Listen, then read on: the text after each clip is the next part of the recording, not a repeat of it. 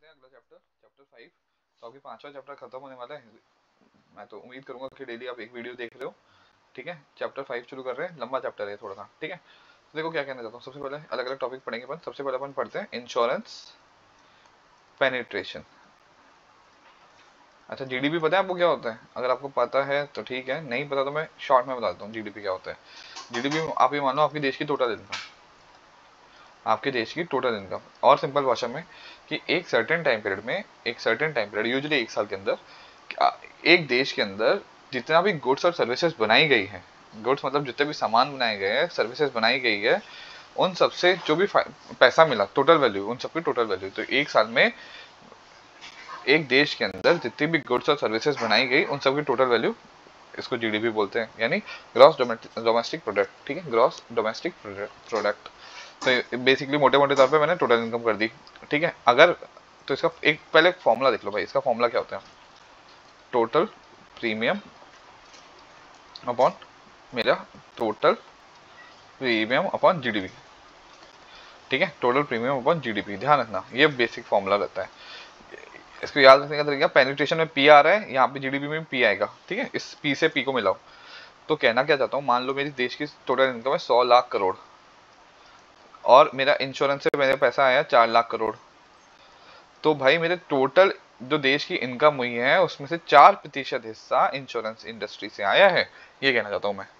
Insurance penetration का मतलब समझ में आ गया कि भैया 100 लाख करोड़ की अगर मेरी इनकम हुई है और इंश्योरेंस से मेरे को 4 लाख करोड़ रुपए मिले हैं, तो भाई मैं ये कहना चाह रहा हूँ कि मेरी इंश्योरेंस इंडस्ट्री से मेरा 4% मेरा इंश्योरेंस पेनिट्रेशन है। यहाँ तक कोई दिक्कत नहीं आनी चाहिए। आगे बढ़े, आगे बढ़ते हैं। इंश्योरेंस डेंसिटी क्या होता है भाई? इंश्योरेंस, अच्छा, दो तीन चीज़ें ध्यान रखनी है इंश्योरेंस डेंसिटी के बारे में। सबसे पहली चीज़ जो सबसे इंपॉर्टेंट है कि भाई इंश्योरेंस डेंसिटी जो होता है, पहले तो फॉर्मूला देख लो भाई। हमेशा याद रखना, टोटल प्रीमियम तो ऊपर ही आएगा, टोटल प्रीमियम। अब वहां पे जीडीपी पेनिट्रेशन से पी से पी को मिलाया। ठीक है, यहाँ पे क्या रहता है? यहाँ पे रहता है टोटल पॉपुलेशन। अच्छा, एक इंपॉर्टेंट एस्पेक्ट क्या रहता है भाई, ये यूएस डॉलर में मेजर किया जाता है, डॉलर में मेजर किया जाता है। ठीक है, तो मान लो मेरी देश की पॉपुलेशन है 100 करोड़ रुपए, 100 करोड़।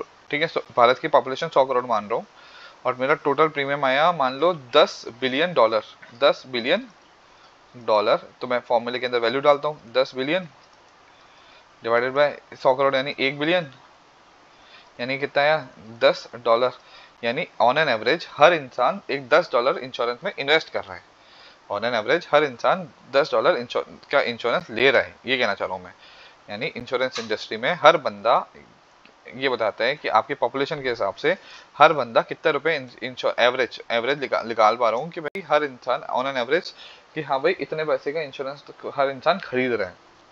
यहाँ तक कोई दिक्कत नहीं आनी चाहिए। आगे बढ़ते हैं। अब देखो क्या हुआ भाई, अपॉर्चुनिटीज क्या देखो, अर्बन हुआ, सेमी अर्बन हुआ। देखो क्या पेनिट्रेशन और डेंसिटी बढ़ाया जा सकता है? बिल्कुल बढ़ाया जा सकता है। क्योंकि क्या होता है ना, अपन को ये पता है कि जो सिटीज वगैरह में, वहाँ पे इंश्योरेंस सबसे ज्यादा बिकता है। गाँव वगैरह में अभी भी आज भी अनटच्ड है ये मार्केट। आज भी लोगों के पास क्या बोलते हैं, लोगों को पता नहीं है। ठीक है, फाइनेंशियल इंक्लूजन में बैंक्स तो इंक्लूड हो गए थे गाँव के अंदर, इसके अंदर अपने इंश्योरेंस इंडस्ट्री टच नहीं हो पाई है अभी भी। ठीक है, तो इंश्योरेंस इडाई ने बोला भाई, इडाई ने बहुत काम किया है। क्या काम किया है? 1999 तक सिर्फ 2048 ब्रांचेस थी, अब ब्रांचेस बढ़ा के 11,000 ब्रांचेस हो गई है। अब इडाई ने क्या क्या वो किया है अपने उसके अंदर, वो देखो क्या क्या रूल्स लाए कि भैया ताकि मेरा ये जो पेनिट्रेशन और डेंसिटी है वो बढ़ जाए। तो इडाई ने क्या किया कि अगर किसी कंपनी के सोल्वेंसी रेशियो 1.5 है, और तो वो बिना अप्रूवल के टीयर 2 और टीयर 3 सिटी में खोल सकता है अपना ब्रांच ऑफिस। ब्रांच जितनी ज्यादा ब्रांचेज होगी उतने ज्यादा कस्टमर का सपोर्ट होगा।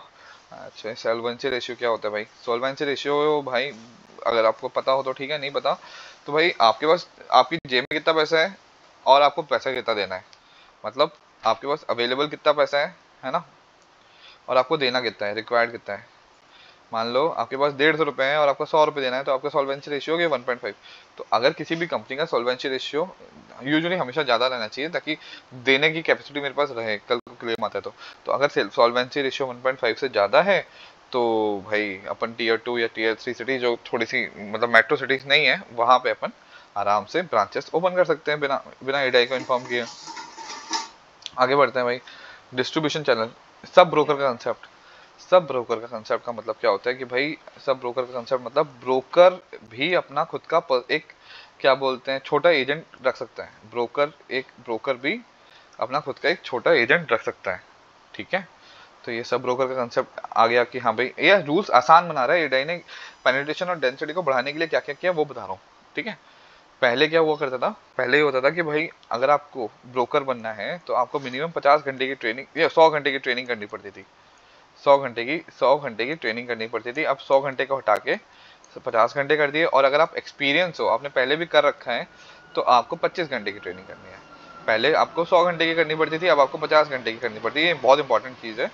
अब आपको 50 घंटे की ट्रेनिंग करनी पड़ती है। और अगर आप एक्सपीरियंस पर्सन हो, आपने पहले भी बेच रखा है, तो आपको सिर्फ 25 घंटे की ट्रेनिंग करनी पड़ती है। और क्या चेंजेस लाए हैं पेनिट्रेशन और डेंसिटी बढ़ाने के लिए? एलएलपी का कंसेप्ट लेके आ गए, लिमिटेड लाइबिलिटी पार्टनरशिप। इसका मतलब क्या होता है, ये 3 जने हैं, इन तीनों ने मिलकर अपनी एक खुद की फर्म खोल ली, ठीक है।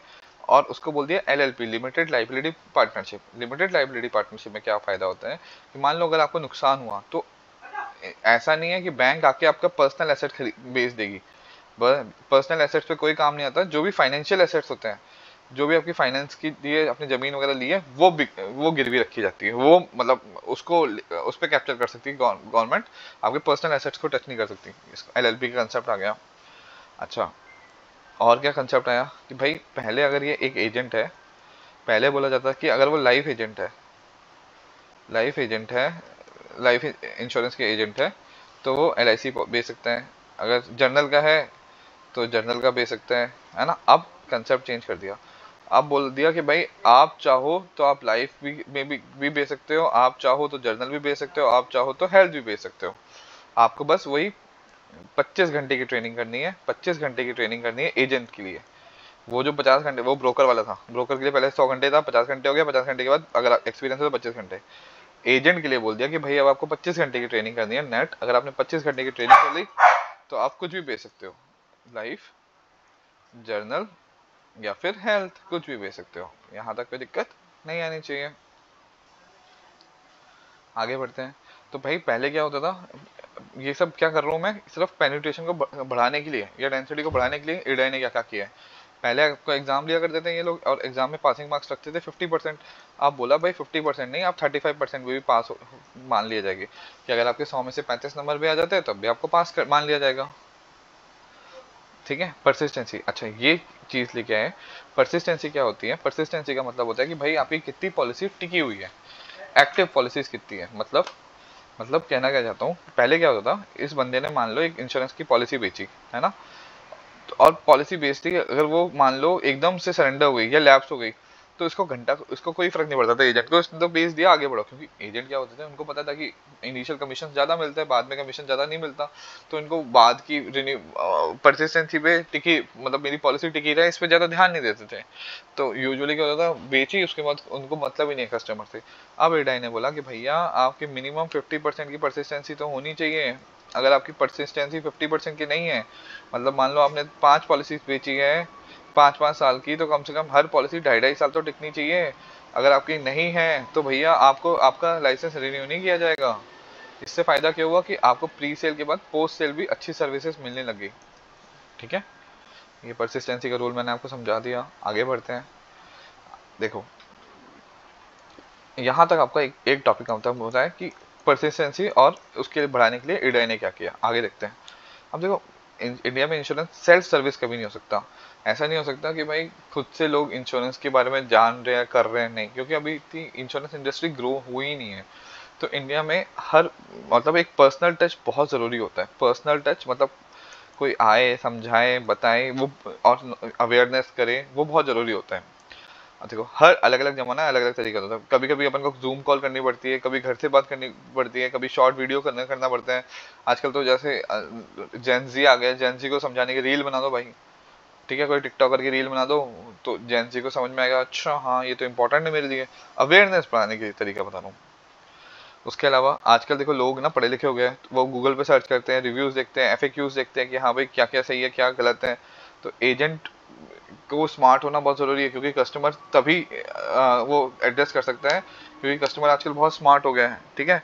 तो आपको कस्टमर स्मार्ट हो गए, तो एजेंट को भी नॉलेज पूरी होनी चाहिए। ठीक है, आगे बढ़ते हैं। अब देखो, ये परसिस्टेंसी वाला रूल मैंने आपको अभी बताया था, परसिस्टेंसी वाला रूल।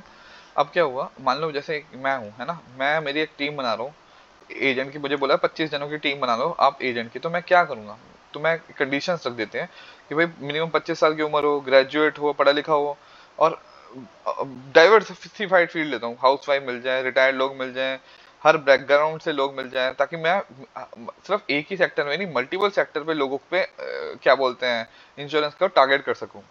तो ये बहुत इंपॉर्टेंट फैक्टर रहता है कि आपको ना इस तरह से क्वालिटी एजेंट बनाना है, क्वांटिटी नहीं कि 25-25 ऐसा 50 एजेंट बना के आप कोई काम ही नहीं कर रहे, 10 जने सर पे सो रहे हैं, ऐसा नहीं। आपको क्वालिटी एजेंट बनाने हैं, ठीक है। एजेंट बना लिए, उसके बाद उनको ट्रेनिंग दो। नए एजेंट को सीधे सीधे एकदम फील्ड पे मत भेजो, पहले ट्रेनिंग दो, फिर उसको सेल्स मैनेजर के साथ शैडोइंग उनके साथ साथ जाओ, ठीक है, उनको प्रॉपर तरीके से ग्रूम करो, ठीक है। और क्या कहता है इडाई, इडाई बोलता है भाई सही इन्फॉर्मेशन देखो, उनको उन एजेंट को समझाओ कि भाई प्रपोजल फॉर्म बहुत सही से भरो, नहीं तो रिजेक्शन का आप पूरी मेहनत कर रहे हो, ट्रांसपोर्ट कर रहे हो, ट्रेन कर रहे हो, ये कर रहे हो, वो कर रहे हो, आपने प्रपोजल फॉर्म ही गलत भर दिया, ठीक है, तो भाई गड़बड़ हो जाएगी। तो प्रपोजल फॉर्म बहुत अच्छे से भरो, ठीक है, ट्रांसपेरेंसी रखो प्रॉपर, ताकि प्रपोजल रजिस्टर फेल वो डिक्लाइन ना हो जाए, ठीक है। अब देखो एक चीज ध्यान रखना, क्या होता है, नए लोग नया बाजार, देखो होता क्या है, टीयर 3, अब आप एक टीयर 3 या टीयर 4 वाली जो जगह है, सिटीज हैं, वहां पे अभी भी इंश्योरेंस अनटच है, तो वहां पे आप एक्सप्लोर करो, ज्यादा से ज्यादा जाओ, देखो कि भाई वहां के लोग, क्योंकि वहां का मार्केट अनटच्ड है, उनको सिखाओगे, उनको बताओगे तो बिल्कुल नया फ्रेश मार्केट है, और बहुत ही वास्ट मार्केट बना हुआ है। अगला आगे बढ़ते हैं। एक बार कस्टमर, देखो क्या होता है ना, आपने एक पॉलिसी बेची, ठीक है, 4 साल की पॉलिसी थी, कंप्लीट हो गई, या 5 साल की पॉलिसी थी, कंप्लीट हो गई, तो उसी को दोबारा अप्रोच करोगे, सर आपकी एक पॉलिसी कंप्लीट हो गई दोबारा, क्योंकि एक बार आपने 5 साल सर्विस दी है, आपने ट्रस्ट बनाया है 5 साल का, तो उसी के पास जाओ, वो आपको रेफरेंस देगा, रेफर करेगा कहीं और, ठीक है। आगे बढ़ते हैं। अब देखो चैनल पार्टनर क्या होता है यार, चैनल पार्टनर का मतलब होता है, मतलब जैसे मान लो एमवे है ना, एमवे क्या करता है, ब्यूटी प्रोडक्ट्स बेचता है, ठीक है, घर घर जाके जो लिपस्टिक और ये लड़कियों का जो होता है मैनिक्योर पेडिक्योर वगैरह, ये सब करते हैं ये लोग, है ना। अगर एमवे ने सोचा कि भाई हम ना इंश्योरेंस के अंदर भी काम कर लेते हैं ना, इन्होंने अपने जो बंदे हैं जो घर घर जा रहे हैं, उनको अगर इसने 25 घंटे की ट्रेनिंग दे दी, है ना, तो अब करते करते वो बातों बातों में वो इंश्योरेंस प्रोडक्ट बेच सकते हैं। तो एमवे ने इसी तरह से क्या किया, कोई कंपनी थी, क्या नाम था उसका, एमवे इंडिया ने हॉलैंड लाइफ, ठीक है, हॉलैंड लाइफ के साथ इसी तरह से एमवे ने हॉलैंड लाइफ के साथ हॉलैंड लाइफ के साथ टाई अप कर लिया। तो अब जैसे एमवे के बंदा घर घर जाके जो सर्विसेज दे रहा है, उसके साथ साथ क्या बोलते हैं, वो इंश्योरेंस की थोड़ी बहुत नॉलेज भी दे देगा, अगर कस्टमर को पसंद आ गया तो वो इंश्योरेंस करा लेगा। एमवे अगर आपको नहीं पता तो आपने ये तो नाम अर्बन क्लैप, ये तो सुना ही होगा आपने, अर्बन क्लैप के बंदे आ जाते हैं, यूसी यूसी, ठीक है। तो अगर अर्बन क्रैब अपने जो पर्सन लोगों को घर तक भेज रहे हैं, उनको अगर ट्रेनिंग दे दे, तो वो भी इंश्योरेंस मतलब काम करते करते, आप पेमेंट कर रहे हैं, पेमेंट करते करते बात करने लग जाएगा, इंश्योरेंस के प्रोडक्ट के बारे में बता देगा आपको, ठीक है। आपको नॉलेज अवेयरनेस आ गई तो फिर आप खरीद लोगे, ठीक है। तो आप अब आपने क्या किया कि आपने अपना फील्ड फोर्स चेंज नहीं किया, फील्ड फोर्स उतना ही है, पर आपने क्या है, स्केलेबिलिटी बढ़ा दी। आप अब क्या हुआ कि आपको डेडिकेटेड कंपनी खोलने की जरूरत नहीं पड़ रही है, इडा नहीं किया, पेनिट्रेशन और डेंसिटी को बढ़ाने के लिए किया है। तो अब आपको अलग से डेडिकेटेड उस पर नहीं जाना पड़ रहा, जो आपके लोग हैं उन्हीं से ही आप एक्स्ट्रा थोड़ा सा काम क्या बोल रहे हो, ताकि उनको भी पैसा मिल जाएगा, ठीक है। आगे बढ़ते हैं। ये स्केलेबिलिटी का यही चीज़ है, ठीक है। अच्छा, नेक्स्ट, बैंक इंश्योरेंस। ये मैं पहले भी बता चुका हूँ, बैंक का क्या होता है, बैंक का चैनल का मतलब होता है बैंक प्लस एल इंश्योरेंस। मान लो LIC ने बोला बैंक ऑफ इंडिया को कि भाई तुम हमारे प्रोडक्ट बेच दो। अब देखो बैंक के पास फायदा क्या है, बैंक के पास बहुत बड़ा कस्टमर बेस है, बहुत बहुत वास्ट कस्टमर बेस है। उन्होंने RD करा रखी है, FD करा रखी है ना। तो बैंक के जो बंदा बैठा है वो बहुत आराम से, क्योंकि उनको नए नए कस्टमर के पास लीड, उनके पास ऑलरेडी लीड है बहुत सारा, ठीक है, 1 2 10 लाख कस्टमर्स का ऑलरेडी बेस है। तो और डेली बैंक के अंदर मान लो एक पर्टिकुलर ब्रांच पे 1000, एक BOI की 1000 ब्रांचेस है, अगर वो 2 पॉलिसी भी रोज की बेच देता है, तो 2000 पॉलिसी रोज की बिक्री है आपकी, आप समझ रहे हो, 2000 पॉलिसी, तो कितनी बड़ी बात है। और बैंक के अंदर तो डेली के 500 कस्टमर आते हैं, तो 500 में 2 का कन्वर्जन बहुत आसान है। और बैंक के पास क्या रहता है भाई, बैंक के पास अब मान लो कोई बंदा आया, उसने बोला भाई होम लोन लेना है मुझे, है ना।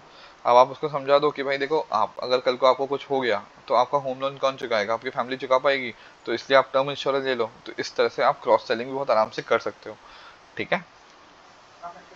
तो बैंक के पास क्या रहता है, कस्टमर रहता है, बैंक के पास कस्टमर है, बैंक के पास ब्रांचेस है, बैंक के पास ट्रस्ट है। ट्रस्ट मतलब लोगों ने आरडी एफडी पहले से करा रखी है, 10-10 साल हो गए, 15-15 साल हो गए, चल रहे हैं ये, ठीक है। तो लोगों को भरोसा हो गया कि भाई भाई मेरा पैसा डूबेगा नहीं। आगे बढ़ते हैं, ये हो गया, ये बढ़ा दिया, ये बढ़ा दिया, ठीक है। अच्छा, पहले इडाई क्या बोलती थी, पहले इडाई बैंक के अंदर बहुत कम लिमिटेड बैंक्स थी। अब इडाई ने बोला है बैंक्स को कि भाई जैसे मान लो बैंक ऑफ इंडिया है, इडाई ने बैंक ऑफ इंडिया को बोल दिया कि भाई अब तुम किसी के साथ भी टाई अप कर सकते हो। तुम एलआईसी के साथ भी कर सकते हो, एसबीआई लाइफ के साथ भी कर सकते हो, तुम एचडीएफसी लाइफ के साथ भी कर सकते हो, तुम आईसीआईसीआई लॉम्बार्ड के साथ भी कर सकते हो, ठीक है। अब एक बैंक अपने पोर्टल के ऊपर एक 10 प्रोडक्ट दिखा सकता है। अब वो कस्टमर की मर्जी है किसी से भी ले। अब यूजुअली क्या होता है, जहाँ कमीशन ज़्यादा मिलता है वहाँ से उसका सेल ज़्यादा बढ़ा देते हैं। तो इस तरह से क्या होता है, बैंक वाले को भी फायदा हो रहा है कि बैंक जो नॉर्मल काम कर रहा हूँ उसी के साथ साथ मुझे थोड़ा पैसा एक्स्ट्रा मिल रहा है। इंश्योरेंस का ये फायदा हो रहा है कि भाई हमारा पेनिट्रेशन बढ़ रहा है, हमारा प्रोडक्ट सेल हो रहा है। ये हो गया, ठीक है। आगे बढ़ते हैं, ये बता दिया, ये बता दिया। अच्छा, ये एक चीज़ और देख लो कि भाई मेट्रो या टीयर 4 या टीयर 3 और 3 4 वाली जो सिटीज़ होती है, वहाँ पे अगर अपन को जाना है, वहाँ पे हमें जाना है तो देखो फाइनेंशियल, तो वहाँ पे कैसे पहुँच सकते हैं अपन, या तो POSP, point of cell contact, ठीक है। पॉइंट ऑफ सेल पर्सन मतलब ये जो बिजनेस करस्पॉन्डेंट होते हैं इनके थ्रू, या फिर एमआईएसपी आपने सुना होगा, मोटर इंश्योरेंस सर्विस प्रोवाइडर, कि भाई अगर कार के शोरूम से अगर मैं कार खरीद रहा हूँ तो वहीं पे ही इंश्योरेंस हो जाता है उसका। आप कस्टमर को इधर उधर भटकना नहीं पड़ता कि हाँ कौन सा इंश्योरेंस लूँ, क्या लूँ, वहीं उसी शोरूम से ही इंश्योरेंस हो जाता है। तो इस तरह की व्यवस्थाएं करी जा रही है ताकि इंश्योरेंस का मार्केट एक्सपैंड हो सके, हमारे ब्रांड सिटी या पेनिट्रेशन बढ़ सके। यहाँ तक कोई दिक्कत नहीं आनी चाहिए। आगे बढ़ते हैं।